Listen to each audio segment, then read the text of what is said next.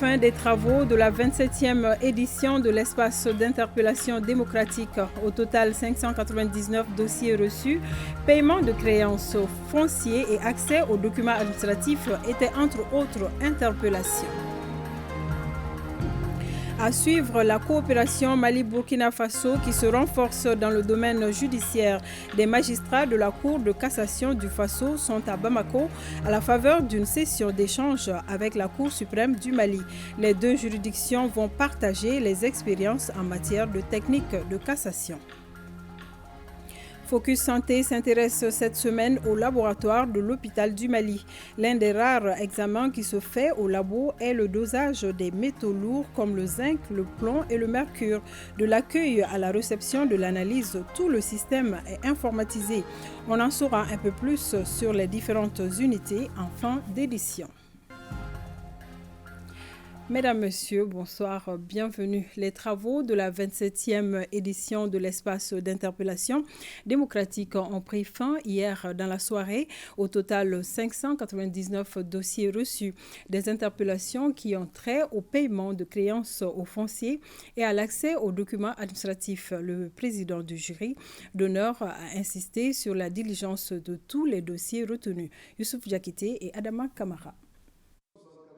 Cette 27e session de l'espace d'interpellation démocratique EID, dont les travaux prennent fin ici, a fondamentalement reçu les interpellations en rapport avec les fonciers, les créances et les documents administratifs. Après avoir salué le travail abattu par ses collaborateurs, le président du jury d'honneur a invité les acteurs à plus de diligence dans le traitement des interpellations en cours parce que, dit-il, l'EID doit rester à l'écoute permanente du peuple. Les interpellations que vous venez d'entendre porte sur des questions et des problématiques aussi complexes que pertinentes de citoyens pour lesquels le gouvernement, avec humilité, s'est évertué à proposer des solutions, à fournir des réponses et à s'engager pour un suivi diligent des dossiers. Je puis vous assurer qu'en ma qualité de président, je me suis employé, ainsi que les membres du jury d'honneur, à faire preuve de professionnalisme et d'impartialité. Pour la 27e session, le secrétaire permanent a enregistré, Madame le médiateur de la République l'a rappelé, 599 interpellations contre 334 l'année dernière. Lors des travaux de dépouillement de cette session, la Commission a classé les interpellations comme suit. 4 dossiers déjà satisfaits, 38 dossiers pour lecture, dont 3 ont trouvé des solutions à la satisfaction des interpellateurs. 2 autres ont été approuvés par les ministres concernés. 404 dossiers pour suite à donner et 153 dossiers ont dû être non retenus. Le ministre de la Refondation, représentant le Premier ministre, retient que les recommandations formulées seront rationnellement traitées. Tout au long de cette journée, le gouvernement a-t-il marqué sa présence assidue à ce forum d'exercice démocratique dont l'objectif n'est autre que de contribuer à l'instauration et au renforcement de l'état de droit, de la bonne gouvernance, de la promotion et de la protection des droits humains, en se prêtant volontiers aux interpellations et attentes de nos concitoyens dans le plein exercice de leurs droits et libertés démocratiques. Le gouvernement a noté avec intérêt que la majeure partie des interpellations a porté sur les litiges domaniaux et fonciers, les demandes de paiement de droits et l'exécution des décisions de justice.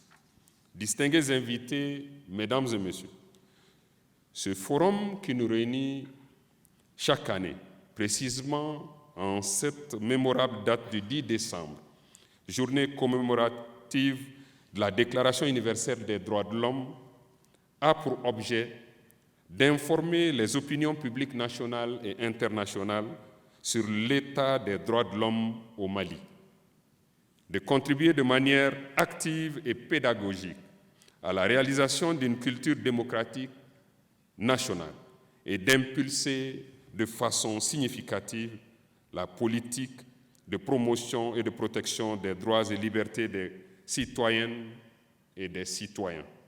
Les plus hautes autorités du Mali ont voulu, à travers ce forum, créer les conditions d'instauration d'un dialogue démocratique fécond entre gouvernants et gouvernés.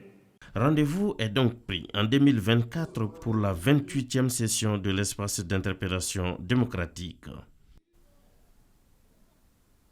Et dans le même registre, les membres du gouvernement étaient là à l'écoute pour répondre aux différentes interpellations. Sur plusieurs dossiers, des explications et éclairages ont été apportés par les ministres.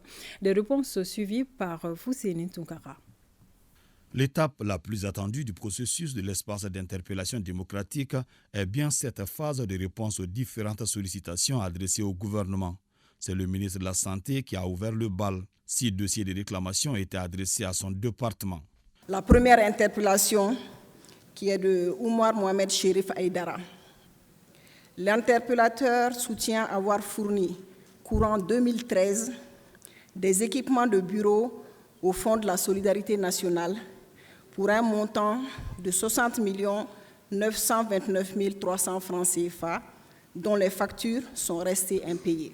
Le ministre de l'Économie et des Finances confirme que la commission de validation de cette dette intérieure a retenu pour la dite créance le montant de 24 514 500. Ce montant a déjà été pris en charge suivant le mandat de paiement numéro 51 transmis au Trésor par bordereau d'émission numéro 51 du 10 novembre 2023. Interpellation de M. Mamadou Koulibaly Dabakala, qui dit être victime de paiement d'ordonnance suite à la césarienne de sa femme au CESREF de sang, nonobstant la gratuité de la césarienne. Les produits prescrits ne font pas partie du kit de césarienne. Et la césarienne est gratuite à partir du moment où l'indication a été posée. Au nom de son collègue du département de l'administration territoriale, le ministre en charge de la sécurité a annoncé les éléments de réponse relatifs aux 12 interpellations adressées au département du colonel Abdoulaye Maïga. Cette interpellation émanant de M. Mamadou Moussa Kone, ex-secrétaire de la commune rurale de Karakoro, est relative à la demande d'exécution de la décision de justice qui condamne la commune rurale de Karakoro à payer la somme de 1 860 723 francs CFA à titre d'arriéré de salaire, de congés payés et de dommages et intérêts suite au licenciement abusif de l'interpellateur. Le maire actuel de la commune rurale de Karakoro a soutenu qu'il n'avait pas eu connaissance de la dite condamnation contre sa mairie. Néanmoins, il s'est engagé à rembourser intégralement la somme objet de la condamnation dès qu'il y aura disponibilité de ressources. Le département de la justice, pour cette édition de l'EID, a eu à traiter des dossiers d'interpellation. C'est le ministre de la Réconciliation qui s'est prêté à l'exercice pour édifier l'assistance au nom de son collègue chef du département de la justice. Suite à leur licenciement, qu'ils qualifiaient d'abusif de la part de leur employeur, la société Omnia SA, le nommé Sougalo Dambélé et 16 autres agents saisissent le tribunal de travail de Koulikoro pour réclamation de droits. Comme élément de réponse, il importe tout de même de préciser que le temps de la justice n'est pas forcément le temps des parties en procès, car la complexité de la procédure peut commander que l'on donne parfois à chaque partie le temps de faire prévaloir ses moyens et prétentions qu'elle estime produire au soutien de son argumentaire. Le ministère de la fonction publique et celui en charge des affaires étrangères étaient aussi invités à se prononcer sur cette tribune.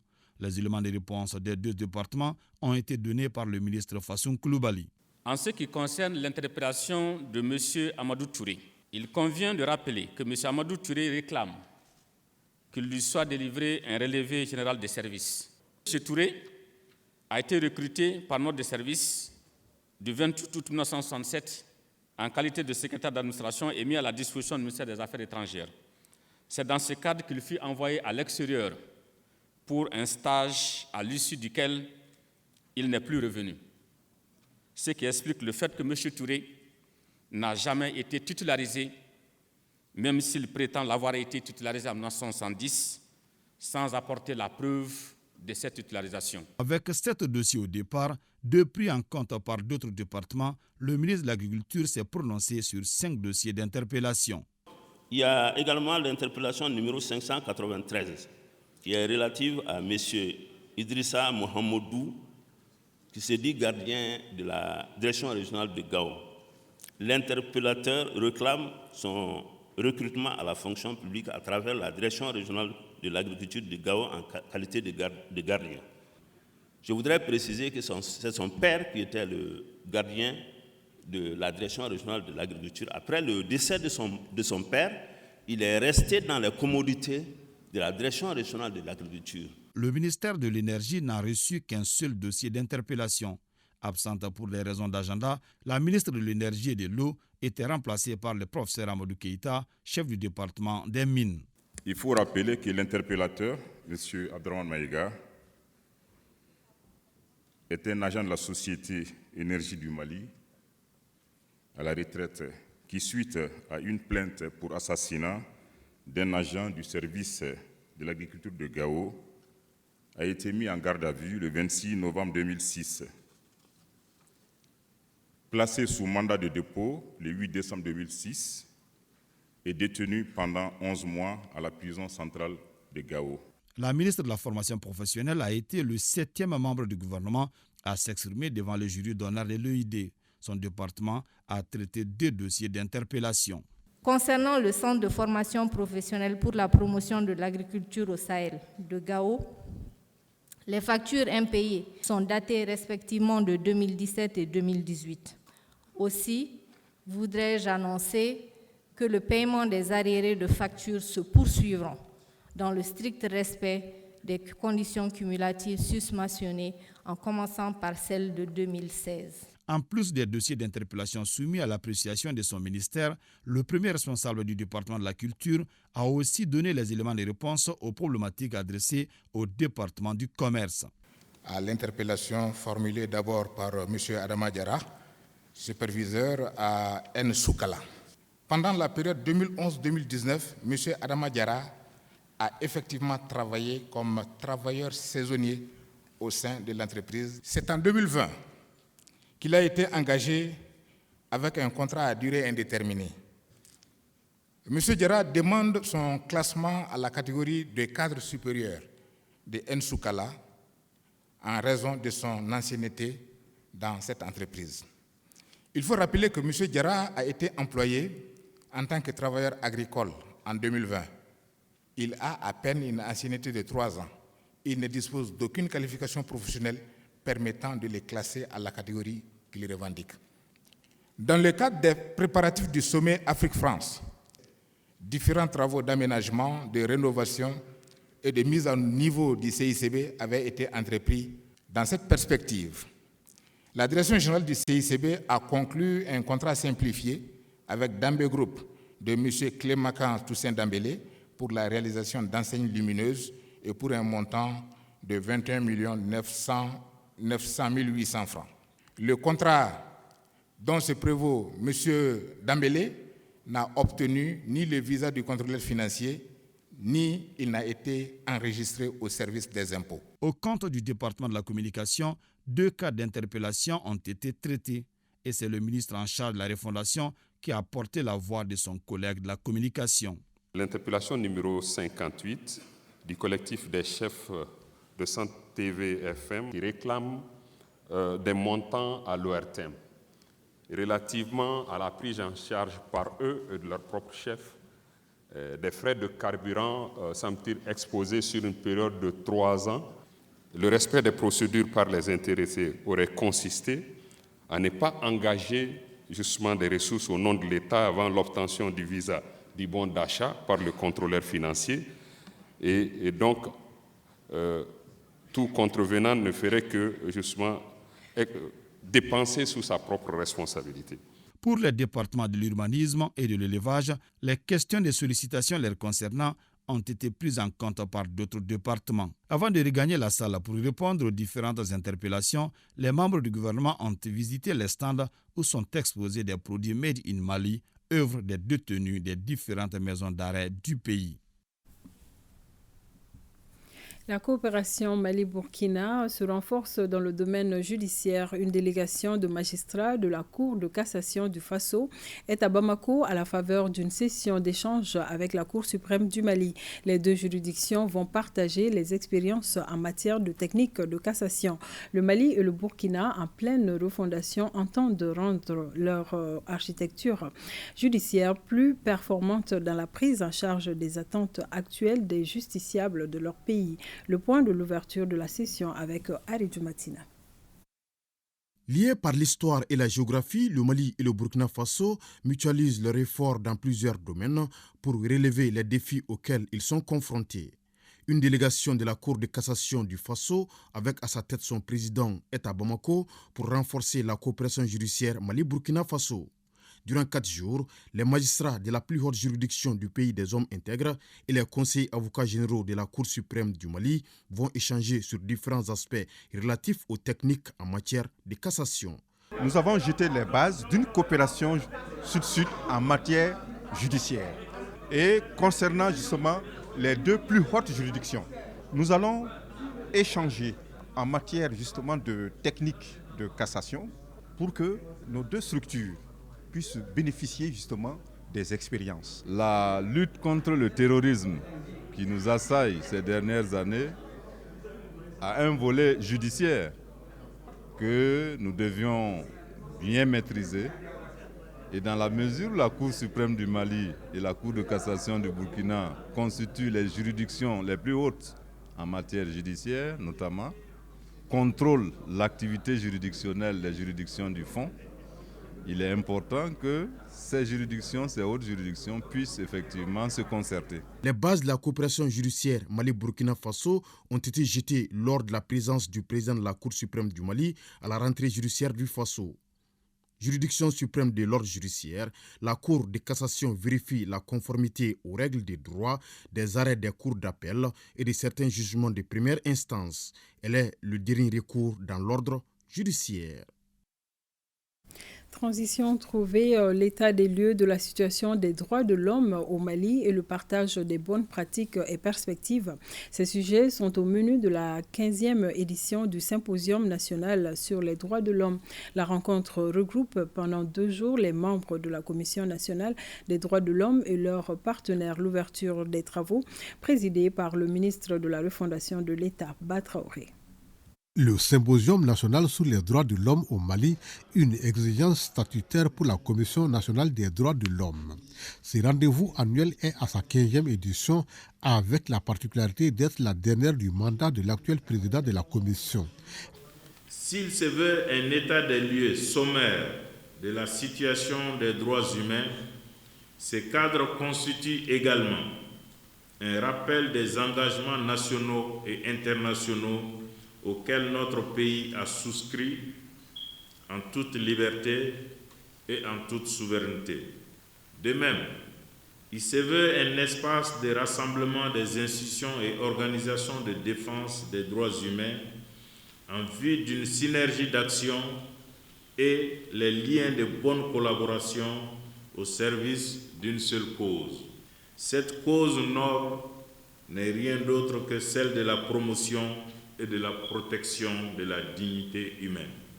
J'espère que cette rencontre inspirera des idées et des discussions qui permettront de réfléchir sur la place des droits humains dans la Constitution du 22 juillet 2023, d'interroger le cadre légal d'indemnisation des victimes des conflits armés, d'échanger sur la protection des libertés en période de crise. Ce forum se tient au lendemain de la date anniversaire de l'adoption de la Déclaration universelle des droits de l'homme.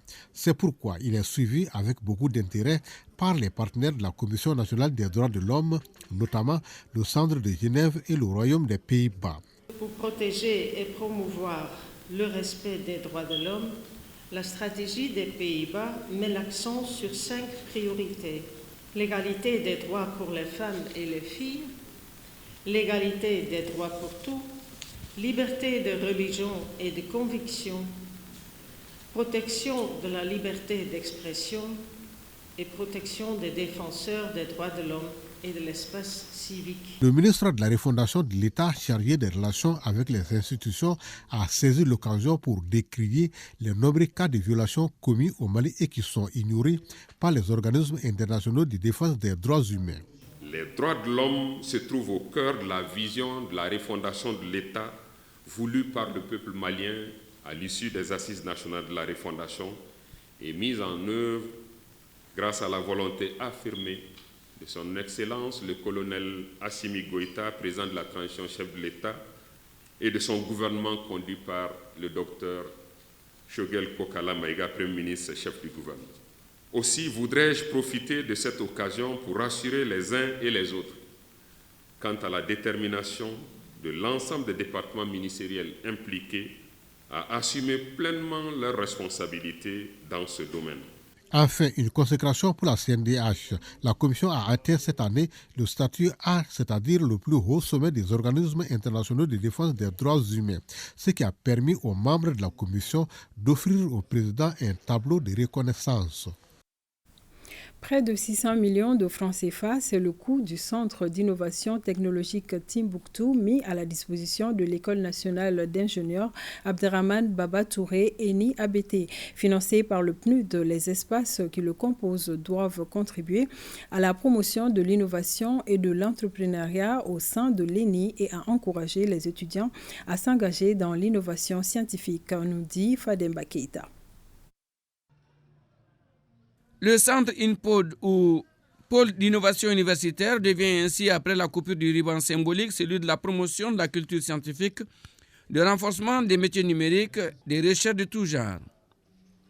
Le centre d'innovation technologique Timbuktu, sous la coupe de l'ENI, École nationale d'ingénieurs, est un lieu où se côtoient les chercheurs et résolveurs des problèmes, innovateurs, entrepreneurs, façonneurs d'industrie, créateurs d'emplois, entre autres. Cela à travers 4 espaces, création, makerspace, design, travail collaboratif et le bureau des transferts technologiques. Le premier bureau, c'est le bureau audiovisuel, dans lequel on va travailler avec vous, avec la production cinématographique, avec les dessins animés et avec les réseaux sociaux, pour produire des documents que vous connaissez audiovisuels. Ensuite, on a visité le laboratoire de mécanique, où vous avez vu des machines que mes étudiants ont déjà fabriquées avant celui-ci.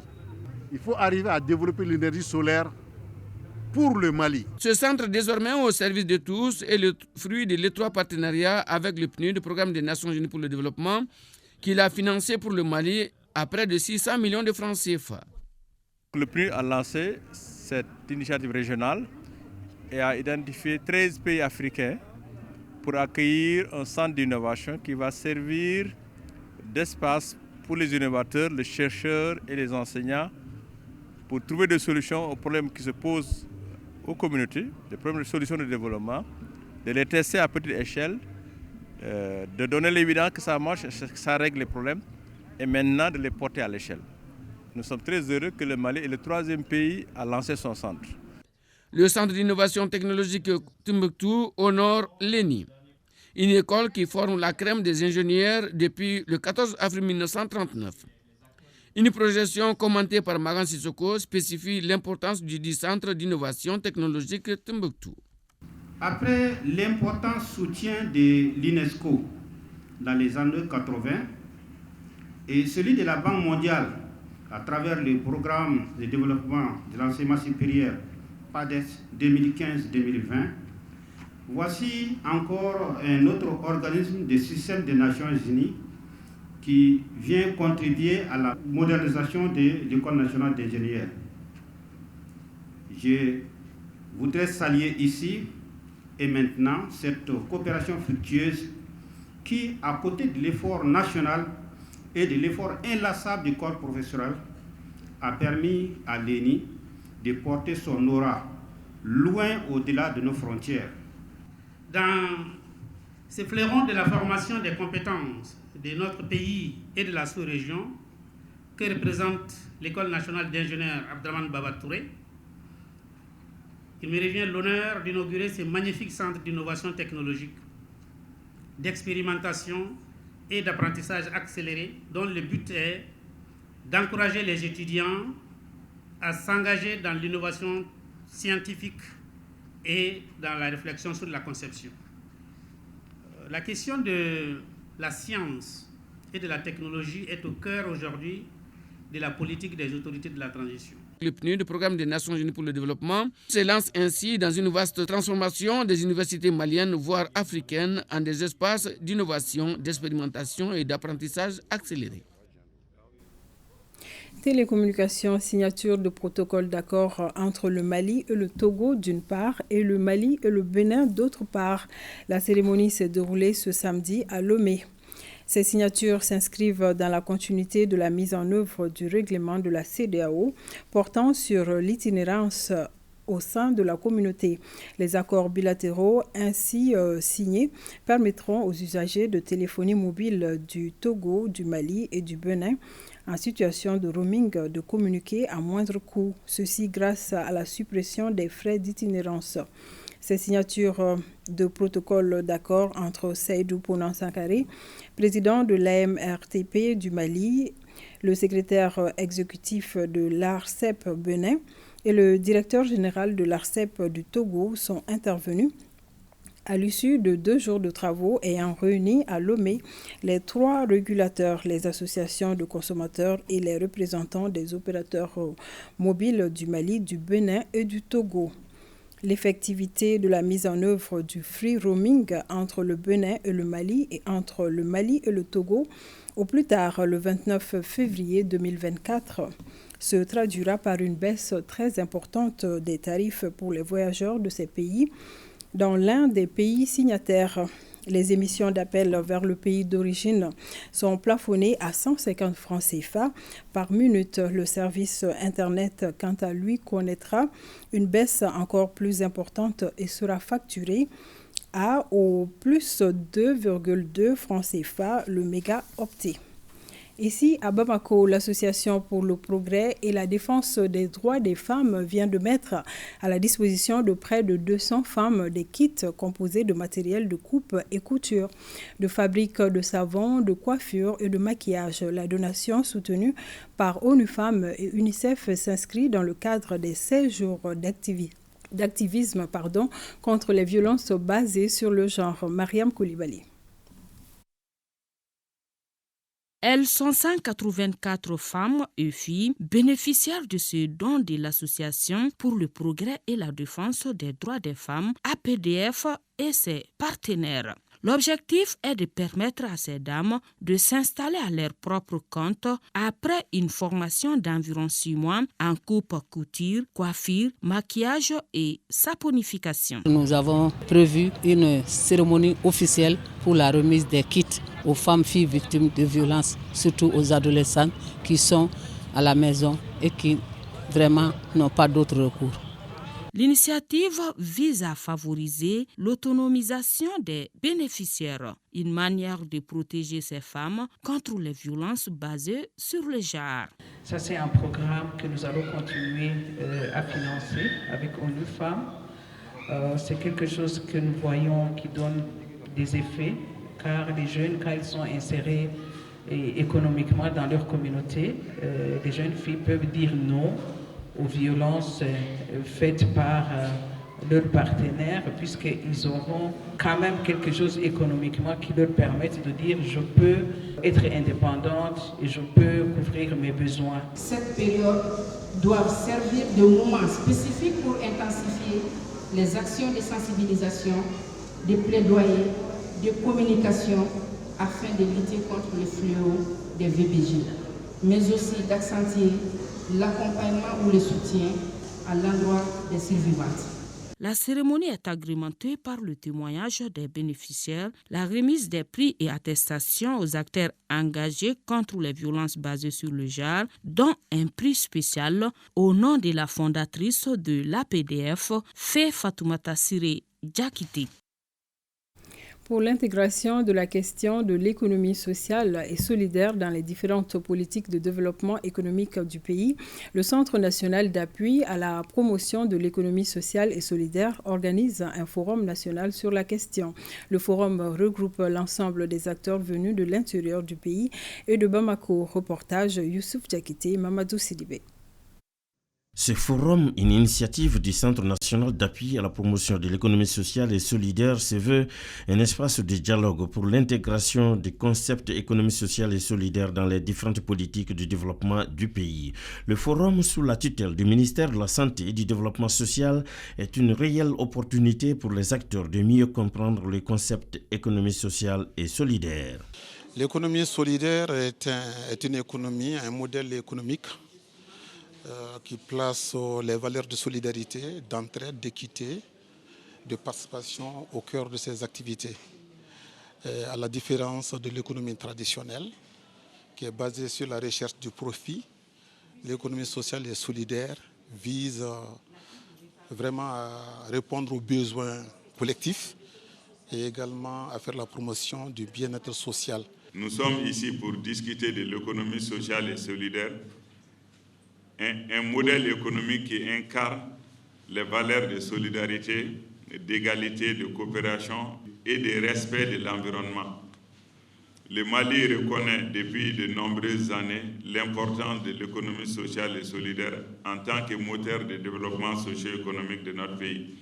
Le forum en question cadre avec les objectifs du Centre national d'appui à la promotion de l'économie sociale et solidaire. Le CNAPES est un outil de promotion des organisations et entreprises de l'économie sociale pour la création de plus de richesses et d'opportunités d'emploi. Rideau sur le programme mondial pour la formation en leadership des laboratoires jeudi dernier. Ils sont 14 participants à être officiellement certifiés après 2 jours de présentation des résultats des projets individuels menés dans le cadre du programme mondial. Daouda Kone.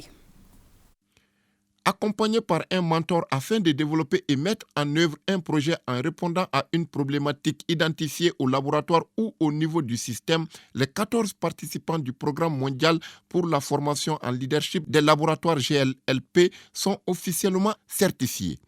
Ils viennent de recevoir leur diplôme à la faveur d'une cérémonie. Vos projets individuels incarnent votre détermination à faire une différence significative. Mais derrière chacun de vous, se trouve une équipe de leaders, de collaborateurs, de responsables de structures sanitaires qui ont cru en vous et qui vous ont accompagné dans ce parcours. Cette cérémonie fait suite à 2 jours de présentation des résultats des projets individuels des participants devant un jury. L'aboutissement de la présente formation de 14 techniciens des laboratoires du Mali constitue une fois de plus une grande réalisation que nous apprécions. Nous avons l'espoir que cette formation contribuera à l'amélioration des systèmes de laboratoires médicaux et vétérinaires du Mali, mais aussi elle va favoriser la collaboration entre les domaines médicaux, vétérinaires et de l'environnement à tous les niveaux en renforçant la stratégie que nous connaissons bien, une seule santé. Cette première vague, composée de médecins, de pharmaciens, de biologistes, d'ingénieurs, représente des différents maillons de notre système de santé. Le programme mondial pour la formation en leadership des laboratoires GLLP a pour but de développer des connaissances et compétences en leadership chez le personnel travaillant dans les laboratoires ainsi que dans les structures impliquées dans la coordination des activités de laboratoire. Lancement de la campagne de consultation ophtalmologique suivie de chirurgie gratuite de la cataracte. Cette campagne de consultation ophtalmologique qui est à sa 4e édition est initiée par Qatar Charity. L'opération touche 7000 patients. Aliou Abdoulaye Touré nous en parle. La vie, c'est la vue, a-t-on coutume de dire. Selon les données des services des soins oculaires, 120 000 personnes sont aveugles par suite de la cataracte au Mali. C'est pourquoi Qatar Charity poursuit ses consultations à travers la 4e édition. L'opération est pilotée par le Programme national de santé oculaire. Elle touche 7000 patients. Chaque année, l'ensemble des structures de soins oculaires du Mali, et bien sûr avec les interventions des partenaires extérieurs, opèrent environ 40 000 personnes. Alors si vous faites les décomptes, ça veut dire qu'il nous reste au moins 80 000 personnes qui sont encore aveugles de la cataracte et que nous appelons les arrêts de cataracte à opérer. Le coût global de l'opération est estimé à 62 millions de francs CFA. Cette cérémonie, certes très modeste, revêt pour nous une importance capitale, car la cécité n'est pas seulement un problème de santé publique ou de souffrance humaine, elle représente aussi un grave problème de développement, hypothéquant la production et la productivité. Le médecin-chef du district sanitaire de Kati a exprimé sa reconnaissance pour le choix porté sur sa structure. Le centre secondaire de Kati est pratiquement un centre de référence par rapport à l'ophtalmologie. Il y a beaucoup de choses qui ont été faites. C'est le lieu, encore une fois, de remercier la DGS et de féliciter surtout pour les succès engrangés. Je pense que déjà de mémoire, il n'y a même pas très longtemps, les trachome, comme on dit, Niédialandimi, c'est pratiquement dans le domaine du passé. Cette campagne de consultation ophtalmologique concerne plusieurs localités dont Banamba, Touba, Fana, Braouli et Sélengue. La Direction générale de l'Agence nationale de l'aviation, en marge de la célébration de la Journée internationale de l'aviation civile, a organisé une série d'activités de sensibilisation sur l'importance de l'aviation civile. Les problèmes du secteur ont été également discutés. Reportage Ibrahim Kaoukounate et Mohamed Sidibé. L'objectif de cette journée est de sensibiliser les usagers, de faire connaître et d'apprécier l'importance de l'aviation internationale dans le développement socio-économique des États membres. Le thème retenu est « Faire progresser l'innovation pour le développement de l'aviation mondiale ». Ce thème s'inscrit en droite ligne avec les objectifs que l'Agence nationale de l'aviation civile s'est fixés, à savoir l'utilisation régulière et continue des outils de nouvelles technologies et de communication pour atteindre les résultats recherchés. L'ANAC, pour être en adéquation avec le thème central et avoir des aéroports compétitifs sur le plan international, s'investit dans la dotation des aéroports en équipement de sûreté de dernière génération. Cette journée est mise à profit pour expliquer les relations entre les populations et les services relevant de l'aviation civile. La Journée internationale de l'aviation civile met en lumière les questions importantes de l'aviation civile. Et pratiquement sur toutes les plateformes aéroportières, il y a les civils et les militaires qui cohabitent ensemble. Donc il est indispensable qu'il y ait une collaboration, une coopération entre les deux acteurs sur la plateforme. On va beaucoup parler de sécurité sur les plateformes aéroportières, de sûreté sur les plateformes aéroportières et surtout de l'innovation, comme le thème le dit, l'innovation sur les plateformes aéroportières. Des conférences et activités sportives ont meublé cette journée internationale de l'aviation civile. Le ministre de l'Agriculture a présidé vendredi dernier la deuxième session du comité de pilotage du programme de développement de la zone spéciale de transformation agro-industrielle des régions de Koulikoro et périurbain de Bamako. Les administrateurs ont examiné et approuvé les grandes orientations du projet, le rapport des activités et le rapport financier et le programme de travail et le budget annuel, entre autres reportages. Aguibou Koulibaly et Djeli Makan-Diabaté. Cette deuxième session du comité de pilotage du programme a pour objectif de rendre compte du niveau d'exécution des activités physiques et financières ainsi que celui des recommandations formulées lors de la première session. Dans le cadre du développement durable, le Mali a besoin de ce genre de projet pour booster l'industrialisation de nos productions. Vous savez, nous avons tout chez nous ici. Nous avons la terre fertile, nous avons de l'eau, nous produisons énormément de produits agricoles, nous faisons beaucoup d'élevage et de pêche.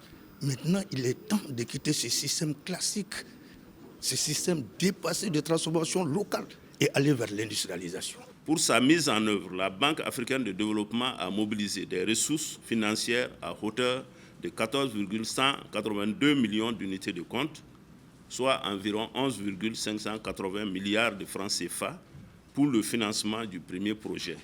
À cet effet, s'ajoute la contribution remarquable attendue du gouvernement du Mali pour 2,081 millions d'unités de compte, soit environ 1,7 milliard de francs CFA. Ce programme de développement de la zone spéciale de transformation agro-industrielle des régions de Koulikoro et périurbaine de Bamako est la première opération du programme des agropoles au Mali. Ce programme soutient également la volonté du président de la transition, le colonel Assimi Goïta, de relancer les unités industrielles qui sont matérialisées par la restructuration en cours de plusieurs unités industrielles en difficulté. Le programme d'une durée de 5 ans s'articule autour de 4 composantes, à savoir l'appui à la gouvernance et aux mesures incitatives, le développement des infrastructures d'appui à la transformation agricole, l'appui aux acteurs clés des filières porteuses et la gestion et coordination du programme. Le directeur du cabinet du gouverneur de Koulikoro a rencontré le 30 novembre dernier les acteurs impliqués dans la gestion du domaine de l'IPR-IFRA occupé illicitement. Cette réunion visait à informer et à sensibiliser tous les acteurs du déguerpissement des occupants illicites du domaine de l'Institut. On en sait plus avec Djemba Moussa Konati. L'IPR-IFRA de Katibougou a bénéficié d'un financement de l'État en 2022 pour la construction de nombreuses infrastructures. Ce projet a connu un retard à cause de l'occupation des emprises du chantier. D'où cette réunion pour informer et sensibiliser les acteurs concernés du redémarrage des travaux. Ce domaine de l'IPR-IFRA de Katibougou faisait l'objet d'un litige depuis un certain temps qui peut et doit connaître son épilogue après cette rencontre entre l'administration et les autres acteurs de gestion du conflit. Avec l'installation de l'hivernage, le gouverneur avait demandé vraiment d'arrêter et de surseoir aux travaux en attendant les récoltes. Donc aujourd'hui, les récoltes ont été faites et donc on a jugé nécessaire d'appeler les uns et les autres pour les informer de l'imminence de la reprise des travaux. Selon le directeur général de l'IPR-IFRA de Katibougou, la réalisation de ces infrastructures permettra d'augmenter la capacité d'accueil de l'Institut. Le problème épineux aujourd'hui, c'est comment caser effectivement les nouveaux qui arrivent à avoir le baccalauréat. Et je crois que ça a été pour le moins une très bonne réunion. Pensons qu'avec ça, les problèmes seront résolus et nous n'allons pas perdre vraiment le financement que l'État a mis à la disposition de l'enseignement supérieur pour la réalisation de ces projets. À la fin de la rencontre, une commission pilotée par la mairie a été mise en place pour informer sagement les occupants illégaux de quitter le domaine de l'IPR-IFRA pour que les travaux puissent reprendre. 400 millions de francs CFA, c'est le montant alloué par l'ONG Enabel pour assainir la commune urbaine de Koulikoro. La campagne a été officiellement lancée le vendredi 1er décembre 2023. Les activités de la campagne de communication sont dénommées Ma salubrité, c'est ma santé. Reportage Ousmane Kouita. Ma salubrité, c'est ma santé. C'est la nouvelle campagne engagée par la commune urbaine de Koulikoro avec le financement de Enabel à travers le projet d'amélioration de l'accès à l'eau potable et à l'assainissement dans la région de Koulikoro PPAC. Elle concerne 2 volets. Le premier porte sur la formation des maçons et la réhabilitation de 800 latrines dans la ville de Koulikoro. Le second volet prend en compte la sensibilisation des populations à adopter les latrines répondant aux normes d'hygiène. On a fait des enquêtes qui nous ont prouvé que les latrines qui sont ici, c'est des latrines traditionnelles, ne sont pas vidangeables. Donc cette opération va permettre de rendre ces latrines vidangeables et les boues vont aller vers la station. Et les autres processus vont continuer. Il s'agira aussi, durant la campagne, de renforcer les capacités de la brigade d'hygiène et d'assainissement et des acteurs d'assainissement de la ville de Koulikoro. Le coût de la campagne est estimé à 400 millions de francs CFA. Si on veut vraiment solutionner les problèmes d'assainissement de la ville de Koulikoro, c'est une approche intégrée. Si on oublie un acteur, quel qu'il soit, ça ne fonctionnera pas. Donc le but, c'est vraiment d'impliquer tout le monde. Et la personne la plus importante à impliquer, c'est les habitants de la ville de Koulikoro. C'est eux qui peuvent prendre leur destin en main. Le lancement de la dite campagne va introduire le démarrage des travaux de réhabilitation de près de 800 latrines dans la commune urbaine de Koulikoro. Et le démarrage des activités de sensibilisation autour des travaux, mais aussi la sensibilisation des habitants sur la bonne gestion des eaux usées. Le sketch sur l'importance de la salubrité et l'hygiène sur la santé des populations, les témoignages et les remises des kits aux chefs de quartier, aux maires et aux ceux de qui ont marqué la cérémonie de lancement de la campagne de communication. Ma salubrité, c'est ma santé. Plus de 639 millions de francs CFA, c'est le budget des activités 2024 du projet de financement inclusif des filières agricoles dans la région de Ségou et San. Ce budget a été présenté au cours du 5e comité régional de pilotage du projet inclusif à Ségou. Fousseni Samaki. Au cours de cette 5e session du comité de pilotage du projet inclusif, les membres ont échangé sur les activités réalisées courant 2023 dans les domaines de l'appui aux populations démunies, en agriculture, en transformation agricole et autres activités génératrices de revenus. Il a aussi été question du programme de travail et le budget 2024 qui s'élève à 639 211 000 francs CFA. En 2023, nous avons accompagné 413 groupements démunis au niveau des 7 cercles de la région de Ségou. Nous avons pu mettre en place et financer l'émergence et le financement de 4 contrats simples. Les activités menées en faveur des couches vulnérables des régions de Ségou et de San sont déjà appréciées par les autorités régionales. Au sortir de la 5e année de mise en œuvre, le projet a atteint plus de 87% pour l'émergence des partenariats productifs sur la contractualisation simple et 60% pour l'émergence des partenaires publics privés producteurs. Cette prouesse réalisée par le projet dans un contexte particulièrement difficile mérite d'être soutenue, consolidée et capitalisée tout au long du temps qui reste.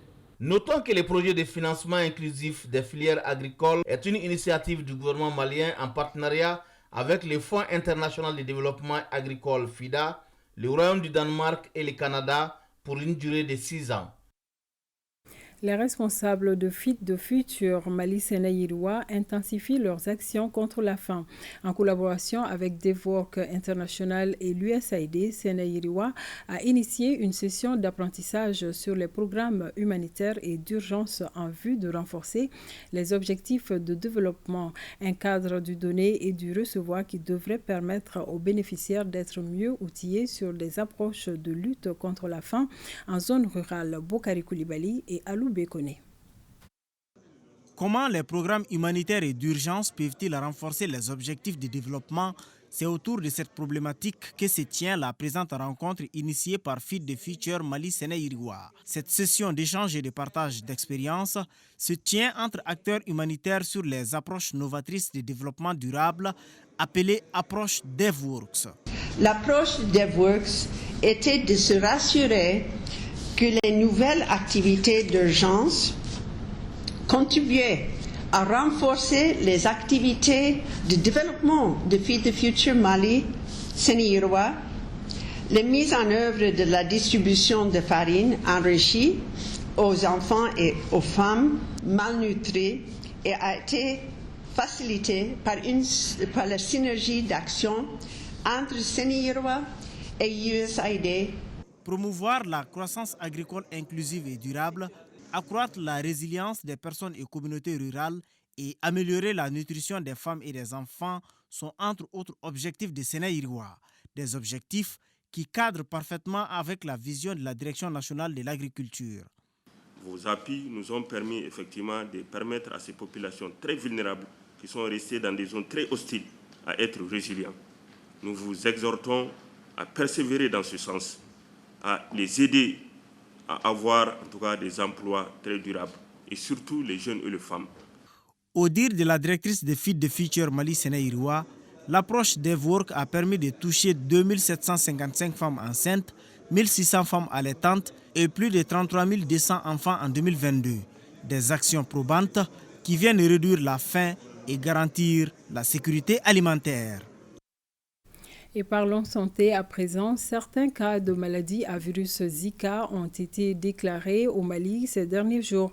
Cette maladie est transmise à l'homme par un moustique qui est semblable à celui du paludisme dengue. Pour freiner sa propagation, il convient de prendre certaines mesures comme la propriété des lieux. Batraoré s'est entretenu avec le docteur Yacouba Kone, un spécialiste de l'épidémiologie. Suivons. La maladie de Zika, si on prend le virus en tant que tel, donc, est transmise d'abord par les moustiques à l'homme. Et c'est un virus qui se transmet par la piqûre des moustiques, tout comme la dengue. Et c'est le même vecteur qui transmet ces maladies-là, le lundi sous-passé. Nous avons été alertés par des laboratoires de la place pour vraiment nous notifier des cas de Zika qu'ils ont diagnostiqués chez eux. Au décours de ça, nous avons vu que vraiment il y a des cas confirmés de Zika au Mali. on peut parler d'épidémie parce que le nombre de cas recensés déjà est au nombre de 12 cas. L'appel que nous lançons à la population actuellement, c'est vraiment d'éviter de créer des conditions qui permettent la multiplication des moustiques. Ces moustiques-là, c'est des moustiques tigres, comme on l'a dit, donc noir-blanc, et d'essayer d'assainir les cours, d'éviter vraiment de stagner les eaux dans les cours.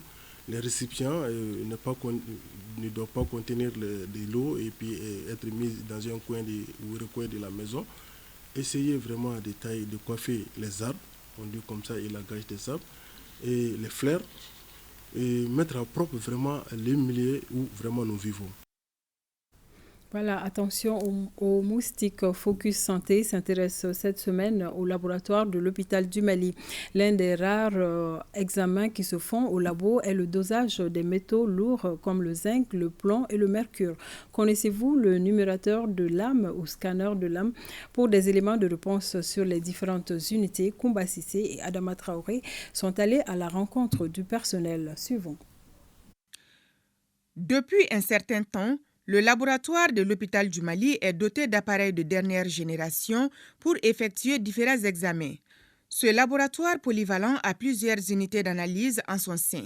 Dans le domaine de biologie médicale, nous avons une unité de bactériologie, une unité d'hémostase et d'hématologie et d'hémostase. Nous avons une unité de biochimie et immunoanalyse. Nous avons une unité de biologie moléculaire, et y compris la transfusion sanguine. Au jour d'aujourd'hui, nous sommes un laboratoire qui fait des analyses qui ne sont pas disponibles ailleurs. Nous travaillons dans le domaine de la toxicologie qui va nous permettre d'éviter les échantillons qui sont évacués chaque année ou 2 fois par an à l'extérieur pour le bilan de toxicologie, plomb, cuivre, sélénium, manganèse, etc. Nous voulons avoir un laboratoire accrédité en 2024 selon l'ISO 1589. Dans le labo, 28 personnels qualifiés sont au four et au moulin pour satisfaire les besoins des populations. À l'unité de prélèvement, les agents reçoivent 150 à 200 patients par jour. Nous faisons beaucoup de paramètres biochimiques tels que la glycémie, la créate, l'urée, le cholestérol, ça c'est le bilan lipidique, l'acide urique, donc il y en a beaucoup que nous dosons. Et aussi au niveau de l'unité immunologie, nous faisons les hormones telles que la testostérone. Et nous faisons aussi les marqueurs thyroïdiens tels que la T3 et la T4. À l'unité de biologie moléculaire et de séquençage, les maladies infectieuses et génétiques sont diagnostiquées. Comme maladie infectieuse, donc il y a chèvre, l'hépatite B, l'hépatite C. Donc comme maladie génétique, donc il y a leucémie et il y a les thrombosistes.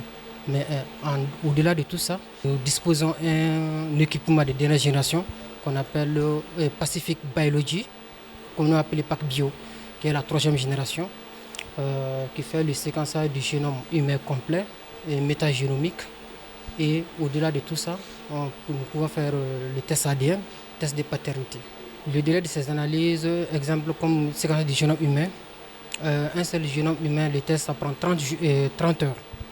L'un des rares appareils au labo de l'hôpital du Mali, c'est aussi le numérisateur de l'âme ou scanner de l'âme. Nous sommes devant le numérisateur de l'âme. Ça permet de prendre la lame en intégralité. Ensuite, ça permet de voir les images comme on regarde au microscope. Et l'appareil est le premier au Mali, à l'hôpital du Mali. Et c'est un appareil qui permet aussi d'échanger les cas de maladies difficiles avec d'autres spécialistes dans le domaine à travers le monde. C'est un réseau international. Et aussi, c'est un moyen de faire apprendre les étudiants. Donc, beaucoup de personnes peuvent regarder la lame en même temps à travers cet appareil. Le personnel du labo travaille dans des conditions sécurisées. Depuis l'accueil jusqu'au résultat de l'analyse, tout le système est informatisé. Les patients reçoivent déjà un SMS à partir du moment où le résultat est validé pour les signifier la disponibilité du résultat. Et la plupart des résultats sont rendus le même jour, à l'exception de quelques-uns qui font 2 ou 3 jours. Comme toute autre structure, le laboratoire de l'hôpital du Mali est confronté à certaines difficultés. Nous avons un processus d'approvisionnement qui est très long et qui est aussi limité souvent en fonction de l'enveloppe budgétaire que l'État donne, puisque nous ne faisons pas payer le coût réel. Les patients ne payent pas le coût réel, donc tout ce que nous faisons est subventionné.